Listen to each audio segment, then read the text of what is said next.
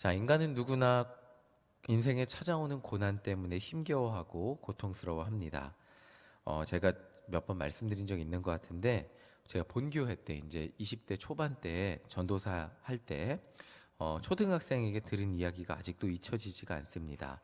학원을 여러 개 다니는 초등학생이었는데 저한테 전도사님 인생이 너무 힘들어요 이렇게 얘기를 했습니다. 초등학교 3학년인가 그런데 이 말을 들으며 대체 이 아이가 인생을 얼마나 알고 얼마나 인생이 힘들기에 인생이 힘들다는 말을 저한테 할까 생각을 해보았습니다.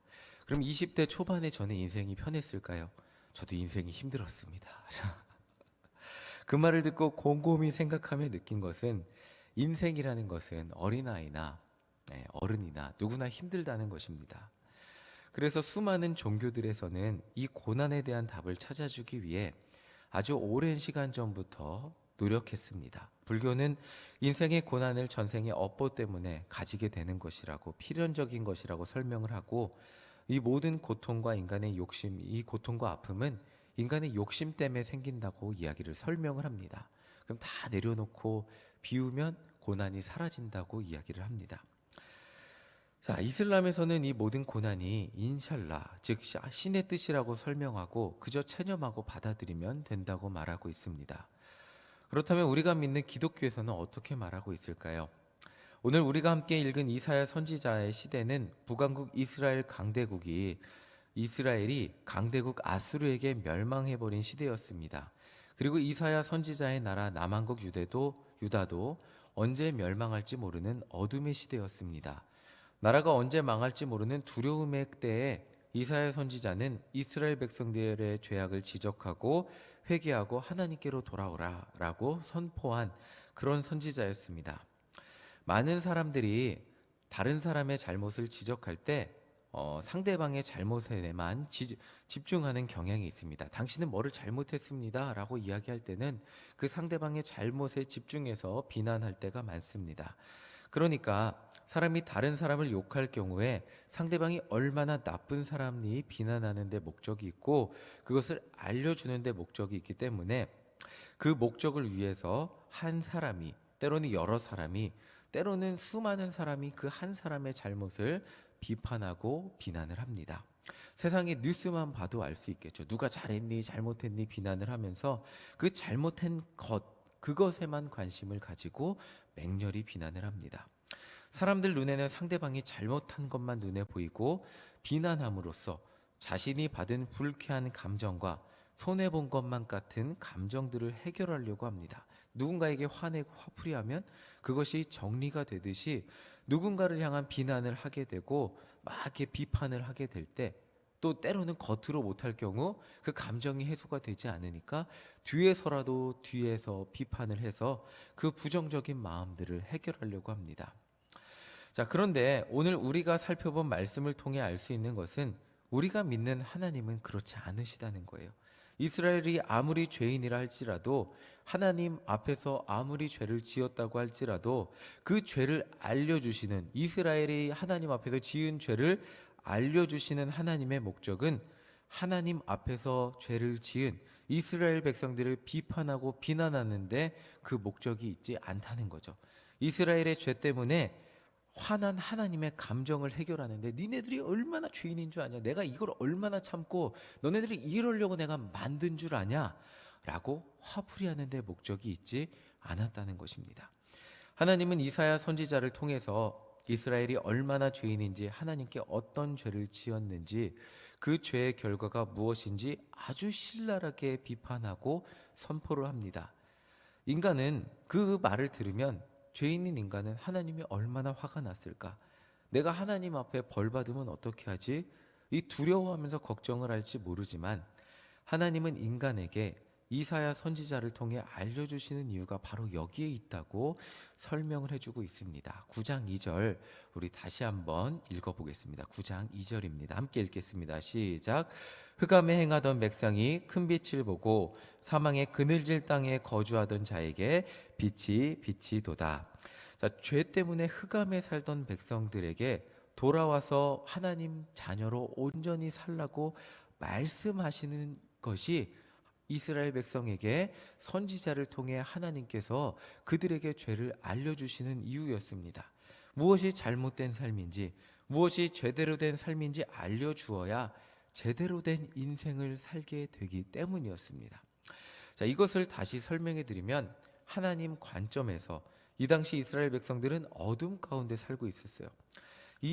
그런데 이 어둠은 강대국에게 괴롭힘 당하는 힘든 삶이 아니고 자기 죄를 어쩌지 못해서 감당 못할 죄 때문에 죄에 눌려서 이러지도 못하고 저러지도 못하는 삶을 사는 것이 어두운 삶이라는 것입니다. 제가 어제 이제 설교를 준비하기 전에 잠깐 이제 아이들을 재우고 이제 화면 소리를 꺼놓고 TV가 틀어져 있길래 봤는데 한 청년이 이렇게 문자를 받았더라고요. 근데 당장 상환할 돈이 1,500만 원입니다. 이렇게 문자가 온 거예요. 그 청년 핸드폰에. 그 청년이 근데 1,500만 원은 어디 있겠어요? 일시불로 상환을 해야 되는 돈이 1,500인데. 죄라는 것을 좀 더 설명하기 위해, 쉽게 설명하기 위해서 죄가 사채 빚이라고 이해를 해보겠습니다. 일단 급하니까, 일단 돈이 나오니까 그게 덫인지도 모르고 사채를 빌렸다고 생각을 해보겠습니다. 갚지 못하고 매일 늘어나는 빛에 고통스러워하는 사람들을 떠올려 보면 죄에 눌려서 헤어나오지 못하는 인간의 모습을 이해하기 쉬울 것 같습니다. 처음에는 당장 돈이 나오니까 그 돈으로 무엇을 할 수 있을 것 같으니까 화려해 보이고 일단 문제를 해결할 수 있을 것 같으니까 그 돈을 빌렸는데 그 빛이 나를 누르기 시작하더니 그 빛에서 헤어나오지 못해서 눌려서 고통당하는 것, 그 죄라는 것이 이와 비슷하다고 생각을 하며 그 훨씬 더 큰 거죠. 그 죄에서 눌려서 헤어나오지 못하는 것이 이스라엘 백성들의 모습이었습니다. 스스로는 결코 그 죄를 해결하지 못하고 눌려 사는 것이 이스라엘 백성들의 모습이었다는 것입니다. 자, 그 죄에 눌려서 희망이 없는 그들에게도 결국 하나님의 빛이 임한다는 선포가 이사야 말씀의 이게 핵심이라는 것입니다. 그리고 그 희망의 선포가 오늘 우리가 함께 읽은 말씀이라는 거죠. 그리고 그 선포의 핵심에 바로 예수 그리스도가 있다는 것입니다. 우리 7절을 함께 읽어보겠습니다. 7절을 함께 읽겠습니다. 시작. 그 정사와 평강의 더함이 무궁하며 또 다윗의 왕자와 그의 나라에 군림하여 그 나라를 굳게 세우고 지금 이후로 영원히 정의와 공의로 그것을 보존하실 것이라. 만군의 여호와의 열심히 이를 이루시리라. 이 6절부터 7절은 하나님이 보내주실 메시아에 대한 예언이었습니다. 이 인간이 스스로 늪 같은 이 죄의 늪에서 빠져나올 수 없으니까 하나님이 한 아기를 보내주셔서 그 늪에서 구해주신다는 말씀인데 이 7절 마지막이 핵심이에요. 뭐냐면 만군의 여호와의 열심히 이를 이루신다는 거예요. 인간이 스스로 그 죄라는 늪에서 빠져나올 수 없으니까 하나님의 열심히 그 늪에서 인간을 이렇게 나올 수 있도록 잡아주신다는 거예요. 하나님의 열심히 구해주신다는 거예요. 그러니까 결국 죄인인 인간을 구원하기 위해서 하나님이 혼자서 애쓰고 그 하나님이 애쓰신 것을 믿기만 하면 인간이 구원받게 되는 것이 예수님의 십자가라는 것입니다. 성탄절 새벽에 우리가 기억해야 할 것은 오늘도 우리가 하나님을 잊지 않고 하나님의 자녀로 그리스도인으로 살아가야 되는 첫 번째 이유는 예수님이 나를 그 죄라는 늪에서 스스로는 결코 나올 수 없는 그 죄라는 늪에서 구해주셨기 때문입니다. 지금까지 여러분들이 예수님 믿고 이 자리에 앉아 있을 수 있는 이유는 내가 열심히 믿어서도 아니고 내가 원래 선한 사람이었기 때문도 아닙니다. 그저 하나님이 저와 여러분 모두를 구원하기 위해서 정말 열심히 포기하지 않고 백방으로 뛰셨고 그 늪에서 구원해 주기 위해서 정말 자기 목숨까지도 아끼지 않으셨기 때문입니다. 제가 청년 사역을 시작하면서 어떻게 하면 잘할 수 있을까 고민이 되어서 청년 사역을 잘하셨다고 소문이 난 좀 편한 지방의 목사님께 전화를 드려봤습니다. 목사님 어떻게 해야 할까요? 통화를 해보니까 전화를 통해서 들은 말은 요즘 청년들은 목사가 다가간다고 한 번에 오케이 해준 사람 없고 목사님이 나한테 전화해줬어 할렐루야 아멘 교회 열심히 나가야지 이렇게 하는 사람 한 명도 없다는 겁니다. 그런 얘기를 해주더라고요. 오히려 더 부담스러워할 수도 있다 그러더라고요. 그런데 10번 다가가면 9번 거절하지만, 그렇지만 포기하지 않고 연락하고 다가가면 결국 10번째는 마음을 열고 친해질 수 있으니까 포기하지 말고 많이 거절당하라는 말을 들었습니다. 거절당해도 목사님 상처받지 말고 또 연락해 보세요. 또 거절당해도 포기하지 말고 연락해 보세요. 그러면 언젠가 그 마음을 알아주는 청년들이 나올 거예요. 이렇게 얘기를 해주시더라고요.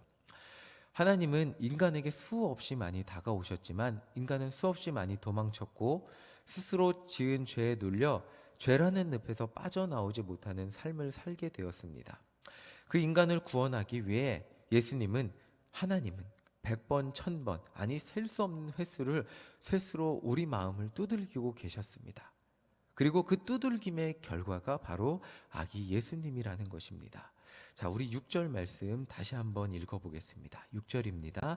시작. 이는 한 아기가 우리에게 낳고 한 아들을 우리에게 주신 바 되었는데 그의 어깨에는 정사를 메었고 그의 이름은 기묘자라 모사라 전능하신 하나님이라 영존하시는 아버지라 평강의 왕이라 할 것임이라. 이 아기 예수님이 인간의 모든 해결책을 가지고 이 땅에 오셔서 십자가에서 우리 대신에 죽으셨습니다. 그리고 그 아들을 믿는 자들은 누구나 죄의 늪에서 구조될 수 있는 방법을 만들어내셨습니다. 그것이 흑암에 행하던 백성이 큰 빛을 보고 사망의 그늘진 땅에 거주하던 그 땅의 모든 백성들에게 빛이 비추게 된 하나님의 은혜입니다. 자, 오늘은 이제 성탄절이에요. 고통스럽고 어둡기만 한 인간의 인생 가운데 밝은 빛이 임한 날입니다. 이사야 말씀을 묵상하며 우리에게 있는 고난의 시간을 묵상합니다. 코로나19라는 고난 속에서 탈출구를 알지 못해 고통스러워하며 사람이 사람을 믿지 못하고 감염이라는 두려움 속에서 살고 있는 그 상황을 묵상해 보았습니다. 이런 어두움 가운데 우리에게 진정한 빛이 임하신 날이 바로 오늘 성탄절입니다.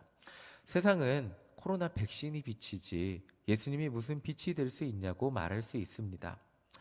여러 교회에서 계속 감염 뉴스가 올라오기에 세상 사람들은 오히려 교회가 세상의 어둠과도 같다고 비난할 수도 있을 것입니다. 그러나 이것은 이사야 선지자 시대에도 마찬가지였어요. 눈에 보이지 않는 하나님이 무슨 희망이냐? 강한 군사력과 무기가 하나님보다 군사력과 무기가 우리에게 희망이라고 말했습니다. 그런데 예수님은 세상 사람들이 아무도 예상하지 못하고 이해하지 못하고 인간이라면 도저히 할 수 없는 방법으로 스스로 죽는 방법을 통해서 이 세상 모든 사람들의 문제를 해결하셨습니다. 그게 십자가죠. 이렇듯 지금 상황에 예수님이 가장 큰 희망이라고 말하면, 우리의 가장 큰 희망이라고 말하면 세상 사람들은 이해하지 못하고 받아들이지 못하고 오히려 비웃을 수 있겠지만, 그럼에도 불구하고 예수님은 코로나19 시대에도 가장 큰 희망이시고 빛이십니다. 강단에서 선포할 수 있는 이 온 인류의 희망은 예수 그리스도라는 것입니다. 제가 지금 생각하지 못하고 우리 인간이 도저히 생각하지 못하는 방법과 능력으로 우리의 희망이 되어주실 것이고 문제를 해결하실 구원자가 되실 분은 오직 예수 그리스도라는 것입니다. 세상을 만드시고 나를 만드시고 저도 만드시고 그리고 마정훈이라는 사람을 끝까지 포기하지 않으시고 여기 계신 우리 모두를 포기하지 않는 만군의 하나님의 열심이 그것을 이루실 것이기 때문입니다. 우리가 믿는 기독교라는 이 종교는 현재의 고난에 멈추어 있는 종교가 아닙니다.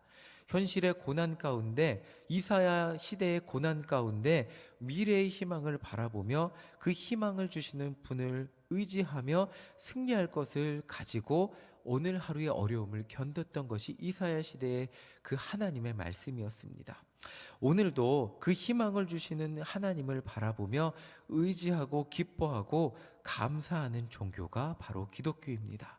오늘 우리 시대의 흑암 가운데, 우리의 심령 가운데 찾아오셔서 나에게 희망이 되어주시는 예수님을 바라볼 때 보이지 않던 희망이 보이고 기쁨과 은혜가 보이게 될 것입니다.